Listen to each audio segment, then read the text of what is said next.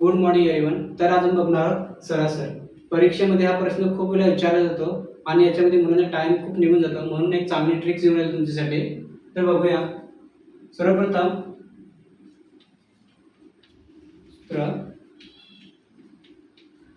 सरासरी बरोबर एकूण संख्यांची बेरीज. एकूण संख्यांची बेरीज भागिले एकूण संख्या. तर बघूया, एक उदाहरण देतो. 10, 20 आणि 30. 10, 20, 30 आणि बरोबर याची काय बोलणार? सरासरी. सरासरी काढा असा प्रश्न विचारला तर आपण काय करतो? सर्वप्रथम सर्व संख्या लिहायच्या. 10, 20 प्लस परत 30 यांची काय किती आहे? संख्या किती आहे? सर्व टोटल एकूण संख्या किती आहे? एकूण संख्या किती आहे आपल्या समोर? 1, 2, 3 बरोबर. तर आपण काय करणार? 3 म्हणून याची सर्वांचे अधिक करून आपण 3 ने भागणार बरोबर.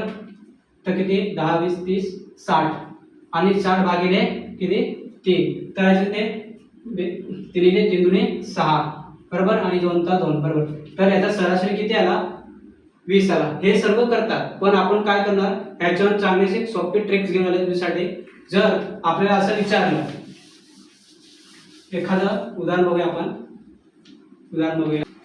अशी संख्या दिली 5, 10, 15, 20, 25, 30, 35 अशी संख्या दिली तर काय फक्त बघायचं ह्याच्यामध्ये असणारा गॅप. जेव्हा याच्यामध्ये गॅप जो याच्यामध्ये असणारा जो असणारा जी संख्येमध्ये गॅप असतो तो समान असला तर आता याचे बंद बघूया आपण. किती गॅप आहे? 5, 5 चा गॅप आहे बरोबर. सर्वमध्ये 5, 5 चा गॅप आहे, म्हणजे ही संख्या जी आहे ते 5, 5 ने पटीने वाढले आहे.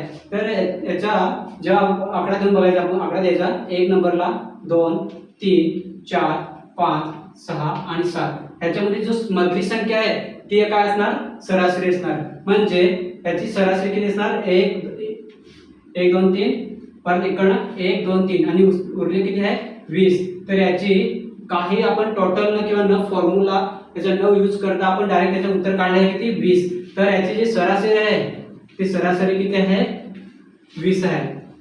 तर आता आपण याची आपण फॉर्म्युल्याने त्याचे जे सूत्र आहे ते सूत्रानुसार आपण सोडून बघूया, जे आधी तुम्हाला दाखवले ते. 5 plus 10 plus 15 plus 20 plus 25 plus 30 plus 35 plus. तर आतापर्यंत करणार रेंज बरोबर किती? 30, 60, 70, 80, 90, 100, 110 आणि 120 आणि 130 आणि 140. म्हणजे याची टोटल किती आहे? 140 बरोबर. याची टोटल झाली 140 आणि किती संख्या आहेत? 1, 2, 3, 4, 5, 6 आणि 7. किती? 7. तर 7 1 7, 7 दुनी 14 आणि हा शून्याचा शून्य. तर बरोबर आली सरासरी तुमची किती आली? 20. किती आली? 20. त्याचं अजून एक उदाहरण बघूया आपण जे ट्रिक्स नुसार. जर आता आपल्या संख्या अशी दिली 2 प्लस 4, 8, 10, 12, 14, 1, 2, 3, 4, 5, 6 आणि 16 बरोबर. आता ह्याच्यामध्ये संख्या कोणती मध्ये येते? 1, 2, 3, 1, 2, 3. आता आली कोणती? मध्ये आली 10. तर याचं डायरेक्ट उत्तर काय आलं? सरासरी किती आली? सरासरी किती आली? सरासरी 10 सरासरी आली बरोबर.